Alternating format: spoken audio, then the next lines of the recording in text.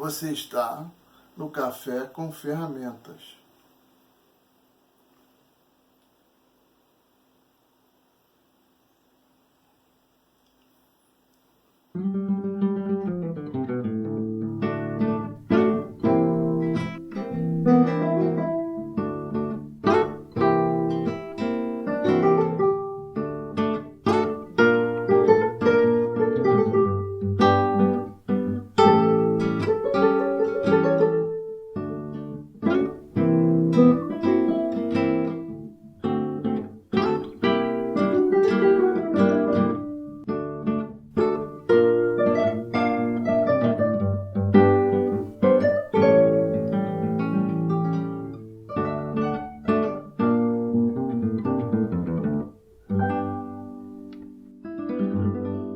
Rio de Janeiro, muito calor, cafezinho gostosinho aqui, gelado.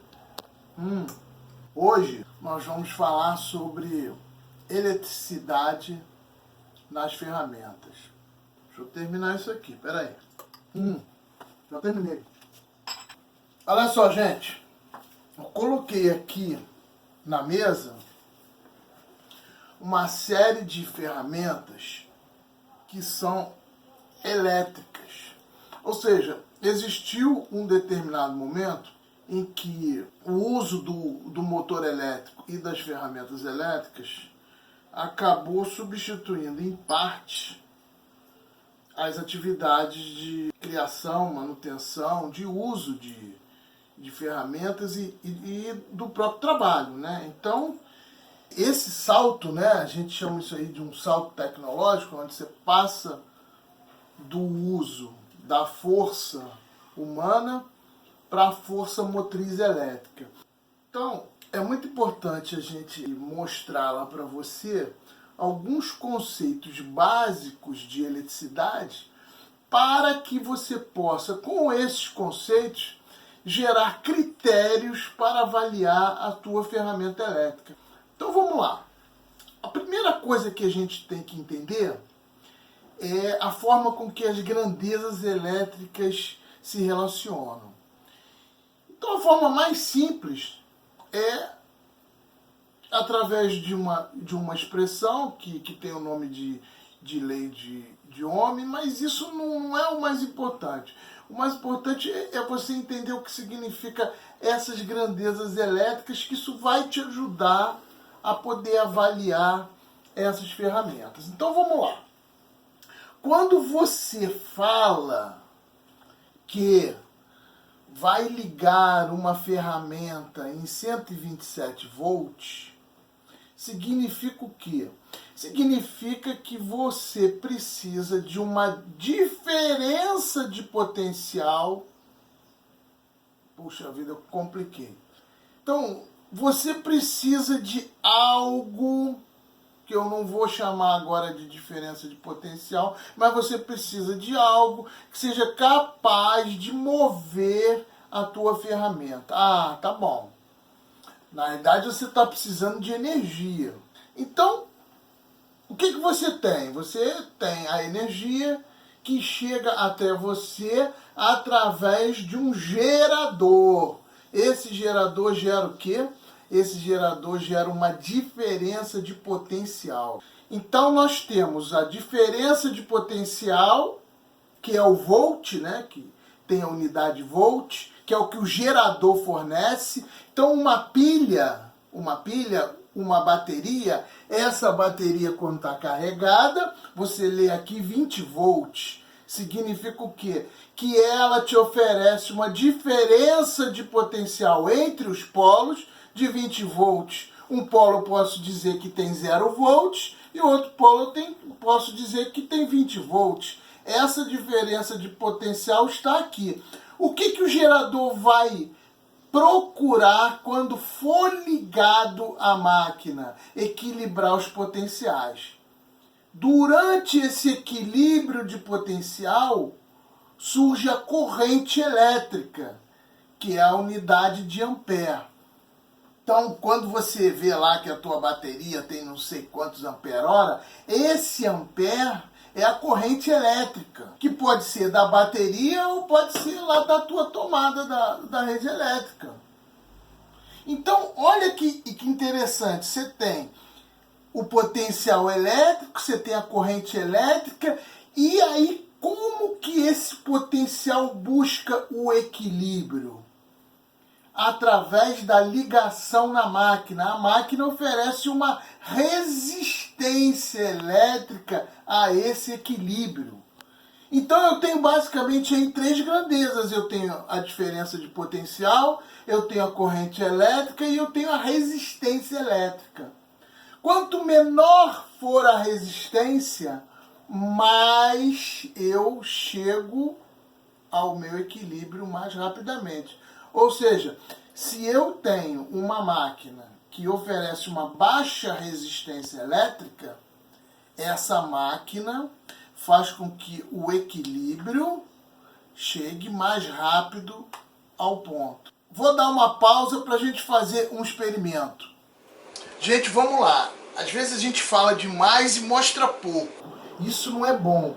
Tem que mostrar mais e falar menos. Então o que eu fiz? Eu fiz um arranjo aqui com uma lixadeira ligada na tomada e eu vou monitorar a corrente que vai circular pelo motor da lixadeira.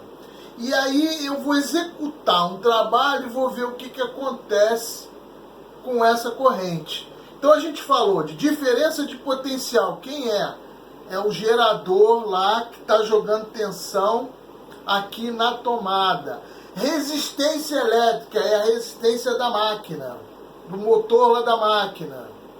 Corrente elétrica é o que está passando do gerador para a máquina, buscando o quê?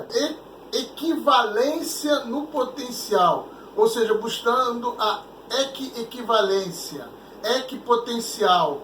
Então, tenho uma diferença de potencial, eu vou tentar zerar essa diferença de potencial e o gerador vai manter essa diferença de potencial. Isso faz com que a corrente fique circulando.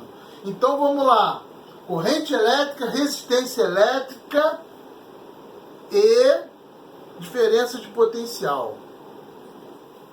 Tudo pronto aí, pessoal? Gravando? Então vamos lá. Ó, lixadeira, corrente elétrica. Vou começar a lixar. Olha o que acontece com a corrente elétrica.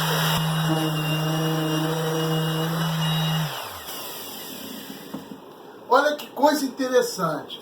Enquanto a máquina estava em aberto, ou seja, ela não estava trabalhando plenamente, estava só girando, a corrente elétrica estava em torno de 700 miliamperes. O marcador está em ampere, 0,7, 700 miliamperes. Quando eu submeti a máquina a um esforço, internamente a resistência dela muda, porque ela precisa de mais energia. Então, se ela precisa de mais energia, ela tende a equivaler os potenciais do gerador. O gerador não deixa isso, porque ele é um gerador. O que acontece lá com a corrente elétrica? A corrente elétrica sobe. Então, esse modelo que foi colocado aqui, ele vale para a corrente elétrica da rede, ele vale para a bateria, ele vale para qualquer coisa. E de que forma essas grandezas se relacionam? Através da lei de Ohm que eu falei lá no início. A diferença de potencial, ou seja, o volt, é igual ao produto da corrente elétrica pela resistência elétrica. Então, se eu subir a corrente elétrica, significa que se a resistência ficou constante, a diferença de potencial tem que subir. Sim. Agora, se a diferença de potencial está constante, se eu tenho sempre 127 volts, quando eu subo a corrente, como a gente viu aí, significa que a resistência elétrica diminuiu. Gente, rapidamente, esses dois instrumentos aqui são instrumentos para medida de medida. Vou apagar, Botei. Gente, esses instrumentos aqui, que são instrumentos digitais, são usados para medir grandezas elétricas. Então vamos lá, eu vou fazer rapidamente um exemplo aqui de algumas medidas. A gente já usou esse aqui, que a forma de medida é diferente, você não precisa ligar nada, basta botar essa garra aqui, ó, por isso que ele é chamado alicate amperímetro, em um dos lados do fio. Não pode botar nos dois, depois a gente explica o porquê, mas em um deles aí a corrente passando aqui é medida aqui. Então isso é uma medida através de campo magnético. Esse daqui você mede através de ponteiras elétricas, ou seja, você conecta. Então, por exemplo, se você quer medir volts, você coloca em volts. Se você quer medir ohms, você coloca em ohms. A gente, evidentemente, tem que produzir um vídeo explicando melhor isso, mas estamos no café, né, gente? Então, por favor, aqui você vê o mesmo instrumento, só que na configuração analógica. Rapidinho, isso aqui eu acho legal de falar. Por que esse aqui é dito digital e esse aqui é dito analógico? Aí o cara fala, mas o digital é muito bom, o analógico não presta, o digital... Olha só, vamos esclarecer uma coisa aqui. Por que o nome dele é digital e esse aqui é analógico? Porque a medida aqui, ela é feita através de uma analogia. Então, por exemplo, você tem uma escala aqui, olha. Aqui é o 0, aqui é o 10. Se você vê o ponteiro no meio da escala, quanto tem? Professor, 5. Muito bem. Como é que você calculou o 5? Você não precisa nem medir o 5 aqui, porque você pegou a escala, na tua mente a escala é linear, e é mesmo. Se no início é 0 e no final é 10, no meio é 5. Ah, professor, se no início é 0 e no meio... Se no início é 0 e no meio... Não, se no início é 0 e lá no final é 20, quanto é no meio? É 10? É 10. Como é que você fez essa conta? Você fez por analogia. Se o ponteiro está na metade, é porque eu tenho o valor da metade. E aqui? Aqui você não faz por analogia. Você até faz por analogia, mas é o teu último processo. Esse processo de leitura digital, ele é muito mais lento. Porque o que você lê aqui? Você lê um número. Aí você precisa saber que esse número está primeiro na base 10. Então, se você lê 100, você tem que olhar a escala, saber que está em volt, 100 volt. Mas por que é digital? Porque é através de dígitos. E o que é dígitos? Dígitos vem de dedo. Por isso que é impressão digital. Ah, e o que o dedo tem a ver com isso? É porque como nós temos 10 dedos, a base que a gente usa é a base 10.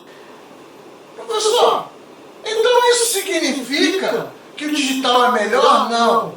Para mim, tudo digital é pior. Vai no banco digital, você vê o quanto você vai sofrer.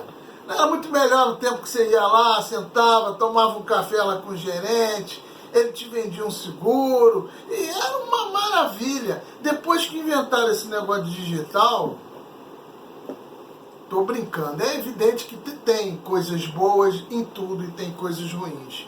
Mas existem muita gente que hoje em dia, em muitas indústrias, o cara usa um marcador analógico. Por quê? Porque ele passa o olho, ele já sabe que está no meio, está em um quarto, está em um terço. e ele consegue fazer medidas muito mais rápidas, porque o processamento, ele não precisa ler o número, ele lê a grandeza. Então, gente, fiquei devendo um monte de coisa.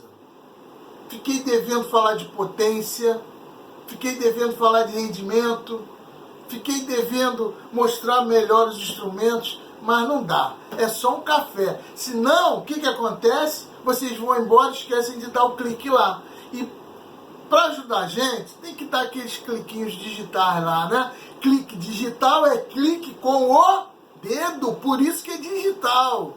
Percebeu, né? Não sabia disso, né? Eu sei que sabia, mas dá lá, compartilha. Como é que é o negócio? Compartilha, bota o sininho, se inscreve, entendeu? Aquele negócio todo lá. Valeu. Gente, sabe qual é a pior coisa que tem? Quando você tem muita coisa para falar, mas você tem um compromisso com o tempo. Então, o que a gente resolveu fazer aqui? Vamos fazer a segunda parte, onde eu vou falar de baterias, de potência, de rendimento. Aí você vai ver que quando você pega uma máquina de 800 watts e uma máquina de 700 watts, não significa que a de 800 watts seja melhor. Não significa. Então a gente precisa explicar isso. Livro do Kozov. Sofri pra caramba com esse livro. Recomendo. Motores elétricos. Depois, se tiver uma certa base, tu vai nele lá. Eu sou tão velho que eu nem sei se tem mais à venda isso daí. Mas tá a dica aí, ó. Tô indo.